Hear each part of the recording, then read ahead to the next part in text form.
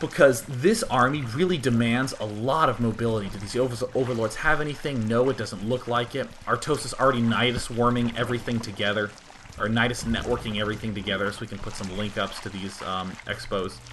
But notice how vulnerable this expansion is. That's part of the reason that, you know, I wanted more creep. This is a little bit of a weak spot in this line. But Artosis, again, Baneling bombs with the Overlord. And then tons of Roaches. The Zerglings have almost been phased out. And still, notice how much money and gas Artosis had. Oh my god, look at the huge funnel growth going off. More drops going on here. Just look at the giant splash happening at the top end. But uh-oh, not the best engagement by Artosis. And he ends up losing a lot of his units. Now, this is one of these things where, you know, for anyone who says that there's no micro in mid-games. So let us back up. So notice that Artosis, in this first encounter with the Terran army, Artosis really killed off a lot and had a ton of food left over. But in this case, Artosis is going to be a little bit behind. I'm going to hold over the Marines here so you can see this is only Marine health that you're seeing up on the screen. The Marines, look at Side. He's so active about pulling them back, and Artosis needed to take these Overlords and drop them onto the Marines. Because look at how many Marines are staying alive. Tons of Marines still alive. Yeah, not that many Marines at all died. All the Marauders are just gone. Completely eliminated, because they took the brunt of the Banelings. That's something you don't really quite want. I mean, Banelings are pretty decent against Marauders, but Banelings are cost-effective if you can get them in big splats against Marines. So here goes the very vulnerable expansion. Getting one last larva bomb before she tries to march away in shame. Or, of course, marches directly into a grenade, which is also a little bit shameful. But Artosis just sort of healing back here. And where are the Corruptors? I'm curious in the unit counting station. I don't see any Corruptors up here. Are there any Corruptors being made? No, you know, I think that was the one big mistake that Artosis made. If in that big battle he did have a lot of Corruptors, he would be in a lot better shape. But cool stuff that Artosis has these islands that are quite safe. And is taking this island quite safe. Side demonstrating the power of tanks, which I really think were the real heroes in those battles. Look at that 9 kill, 4 kill, 6 kill, 13 kill, and pretty much all of those were on Roaches or Banelings. So I mean, if you're getting 30 kills between 4 tanks, that's something magical. So the siege up on the low ground. This is why medevacs are one of the scariest units on Steps of War, because they just give vision to high ground. Incredibly dangerous unit. But look at this patience by Artosis. After he lost that huge battle, didn't fight for this expansion, just let it die, knew it was dead, and is pulling back, sticking with this mainly Roach Baneling composition again. But there's the Broodlords coming out, and with these 3 evolution chambers, already Artosis is at 2-3-3, plus 2 melee, plus 3 attack, plus 3 carapace. So Side is only at a paltry 2-1. So here's the scan up here. Side knows he needs to do a lot of damage. This Infestor did not know that he needed to get out of the way, and of course gets shot at point-blank range by a tank cannon, which is less than ideal. But here, the usual little mix of tactics. Roach Burrow. And look at how fast those Banelings die to those tank shots. Did you see that? Just blasted to pieces. But of course, big tank unburrow, and look at that brutal, vicious combination. Banelings having a little bit of trouble. We see now why Artosis used those Overlord drops with the Banelings. So God, with the unbelievable range with those Broodlords, are just able to rain death down on all these Marines. And this is what Artosis should have been doing a little earlier, is getting these Broodlords out. Corruptors weren't finished right when the Greater Spire was finished. Artosis just was sort of sitting. Should have had those Corruptors up a little bit earlier. Because just with 4 Broodlords, already Artosis is annihilating huge numbers of units. And those Broodlings are so obnoxious. So coming back to the resource counter, again, Artosis has pulled yet another lead. There's a little bit of panic when Artosis lost that big attack here, but his overall very solid selection of you know, getting the tunneling claws, which I now recall has been combined with the organic carapace upgrade, so those Roaches are even healing really fast. Plus tons of Banelings, and a lot of, and then finally these Broodlords. That mix is just unbelievably strong, and just transitions well all game long. No Adrenal yet from Artosis, a little bit of a misstep. And look, the first time Artosis is charging into the front is the time when Artosis also has these Broodlords. Broodlords are a great bust the front unit. And even though there are no Broodlords right now, look at the damage that Artosis is able to do now that he's finally gotten up into his opponent's face.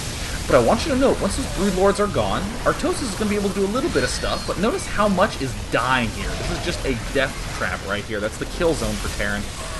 Not much that Artosis can do. He's going to pick off this orbital command, but that's about all that he can get away with. And that is because this is not the right unit mix for doing lots of aggression at the front. You want more Hydralisks if you want to be breaking the front. You want more Mutalisks, more Zerglings. But if you're just having, you know, Roaches and Banelings as your big force, those are a little slow off creep, and that's why Artosis, that's why this finally started to end up faltering a little bit. But either way, Artosis is just, you know, making a million Corruptors to easily deal with those Vikings. Look at all these Nidus networks. We'd like to see more Nidusing back here and up here. It would be fun to see some Zerglings do some fancy stuff, but it's not like Artosis at all needs to. The fact that he took these islands so early, look at him building the Spine Crawlers up very nicely, very defensively. More Spine Crawlers, getting the Nidus Worms up really, really, really quickly, having 3 Nidus networks for maximum Zerg unit deployment, or what have you. So here, some Vikings get a little overeager, and of course they're going to get absolutely annihilated by this huge number of Corruptors. But I think anyone right now would look at this situation and realize that Artosis has swung himself quite a strong advantage. Side still behind on those upgrades, and Artosis way ahead in the upgrades. Needs to get that +3 melee. It's going to be very helpful with the Banelings, and especially helpful with the Broodlings. But here's an interesting choice by Artosis. He's now finally getting Hydralisks. Isn't that weird to see? A lot of times people will get their hive-level unit and they'll go, there, I did it. I hit the end game, I made the end game unit, and that's that. Easy for breezy. When, in reality, there's a lot more to a late-game strategy than just getting this unit. You know, in Brood War, we saw a lot of players get fast Guardians against Terran and then get Hydralisks to back up. Likewise, we're seeing these Corruptors, or excuse me, these Broodlords, and hey, we can get a whole bunch of Hydralisks to help support the Broodlords, and both of these have long range, so they're just good units for busting our opponent. Melee units are good for surrounds and flanks, not good for breaking these tight spaces. Our long-ranged units are good for that. So, of course, Broodlord Hydra, perfect composition. Very, very clever for Artosis to get this in the late game. Oh god, and again, that's one of those late game chunks. You heard me talk about Artosis' opening. Think of that as one early game chunk. And then his mix of all these, you know, all these Roaches, all these Banelings, getting these upgrades. That was a good mid-game chunk. And in the late game, bouncing right into Hydra Broodlord, awesome.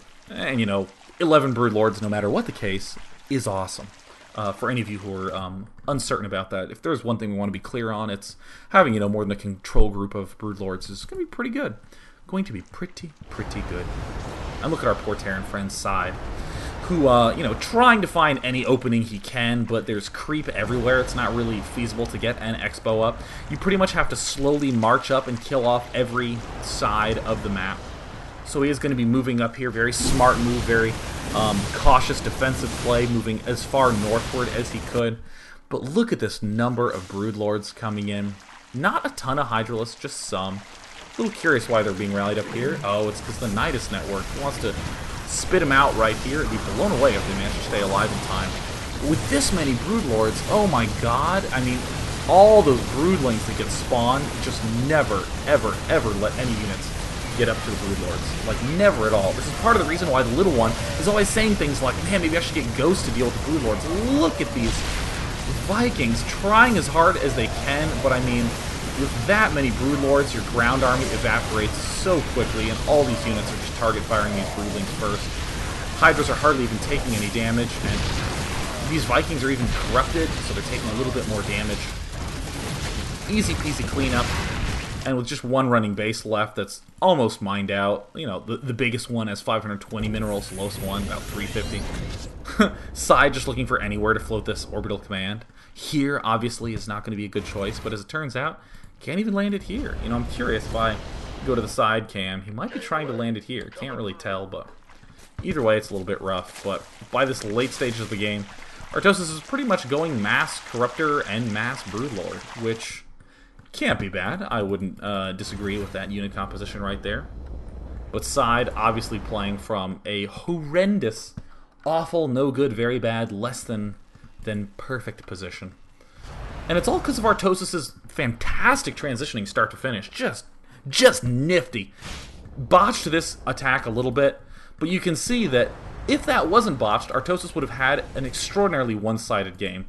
And I absolutely love this new little set of unit mixes from start to finish, because it, again, opens up the matchup, leads to more possibilities. And look at Side getting busted at his front. Very, very nice, solid, easy peasy win for Artosis. So let's go ahead and take some questions about our wonderful good buddy Artosis. We only have time for just a little bit of questions, because I'm trying to shorten the length down to about 45-50 minutes. Instead of doing stupid things like accidentally doing a 2.5-hour cast. Whoops. Hate it when that happens. So let us divine. Yeah, so here's a great question by Kadaris. Day 9. 2 quick